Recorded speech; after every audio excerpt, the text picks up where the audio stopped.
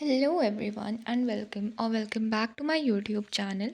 So this is going to be another productive study vlog. Let me give you guys a quick syllabus update. Maths में मेरा सबसे पीछे चल रहा है स्टार्टेड विद इंटीग्रेशन इंटीग्रेशन के बाद एप्लीकेशन ऑफ इंटीग्रेशन और उसके बाद वाला जो चैप्टर है वो मेरा बचा है। तीन चैप्टर बचे हैं बेसिकली। केमिस्ट्री में मेरा सिर्फ एक चैप्टर बचा है विच इज़ DNF ब्लॉक और मैं उसका वन शॉट ले रही हूँ यूट्यूब पे विजेता सीरीज़ से। एंड फिज़िक्स में मेरा लेक्चर वाइज पूरा सिलेबस कंप्लीट हो गया है बट मेरे को न्यूमेरिकल प्रैक्टिस करनी है बहुत सारे चैप्टर्स की जो कि मैंने छोड़ दिए थे स्टार्टिंग में। So yeah I need to give special attention to maths now. तो सबसे पहले तो I started with maths only. Maths में मैंने पहले के 2 लेक्चर ले लिए थे बट मुझे उसके क्वेश्चन प्रैक्टिस करने थे अगेन क्योंकि भाई बहुत टफ चैप्टर है एंड वो पूरी NCERT कवर करवा रही हैं तो मुझे NCERT नहीं लगानी पड़ेगी और एग्जाम्पलर के भी क्वेश्चन मैम करवा ही देती हैं।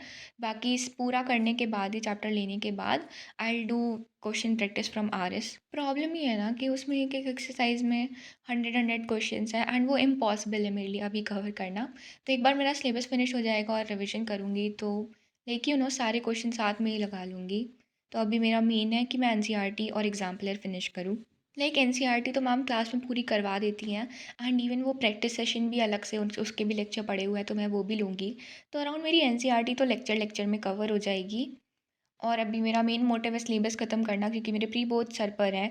तो अगर अगर हो पाया तो मैं एप्लीकेशन ऑफ इंटीग्रेशन भी ट्राई करूँगी मेरा प्री बोर्ड से पहले हो जाए बट मुझे लग रहा है मेरा इंटीग्रेशन ही नहीं हो पाएगा प्री बोर्ड से पहले बट लेट्स सी।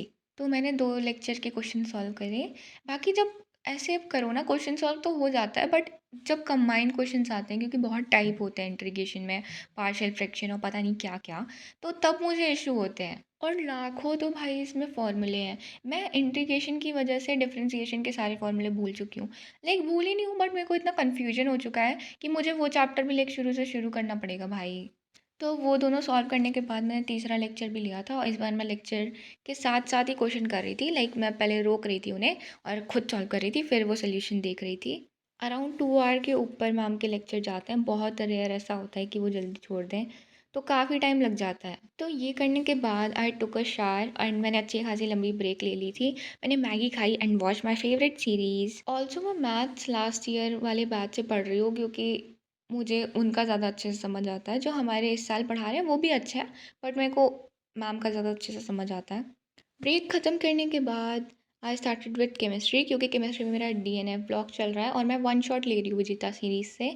तो अराउंड मैंने वो 3 आवर्स का पहले ही ले लिया था। मैंने उसके आगे से शुरू करा आज एंड मैंने इसके भी नोट्स नहीं बनाए थे क्योंकि लास्ट टाइम मैंने कोऑर्डिनेट कंपाउंड्स के नोट्स बनाए थे बट मैंने NCERT से ही पढ़ा और काफ़ी लिखना पड़ता है भाई। नोट्स बनाना आसान काम नहीं है। तो फिर मैंने सीधे लेक्चर लेक्चर लिया और NCERT से रीडिंग करी। जो भी इम्पोर्टेंट था वो मैं NCERT में ही साइड में लिख रही थी एंड मुझे लगता था कि मेरी हालत ख़राब है बट भाई जब मैं ये ऐसे लेक्चर लेती हूँ ना और बच्चों के डाउट देखती हूँ तो आई रियलाइज़ कि भाई अब मैं बहुत सही ट्रैक पे चल रही हूँ। एटलीस्ट मेरे को बेसिक नॉलेज तो है। किसी ने सवाल पूछा था कि ग्रुप नंबर कैसे निकालें तो मैंने उसकी क्लिप भी ऐड करी है। और इधर लिख रहे हैं ऑक्सीडेशन नंबर। तो अगर ग्रुप नंबर 1 होता है 1 होगा तो सभी का ग्रुप नंबर कैसे निकालते हैं ले हम नहीं पढ़ाएंगे। ऐसे ऐसे बच्चे सवाल पूछते हैं हमको टेंशन हो जाएगा तो ग्रुप नंबर कैसे निकालते हैं। अब तुम लोग बताओ इसको मैं कैसे समझाऊंगा। हम दुखी हो जाएंगे। ऐसा सवाल मत बोलो सर, ऐसा सवाल मत बोलो। तो हाँ मैंने अराउंड 2 घंटे पढ़ा था। इसके बाद आई टुक अ ब्रेक अगेन एंड उसके बाद I started again with physics में मैंने सेमीकंडक्टर्स की रीडिंग करी क्योंकि मैंने इसके नोट्स नहीं बनाए थे सिर्फ लेक्चर लेक्चर लिए थे।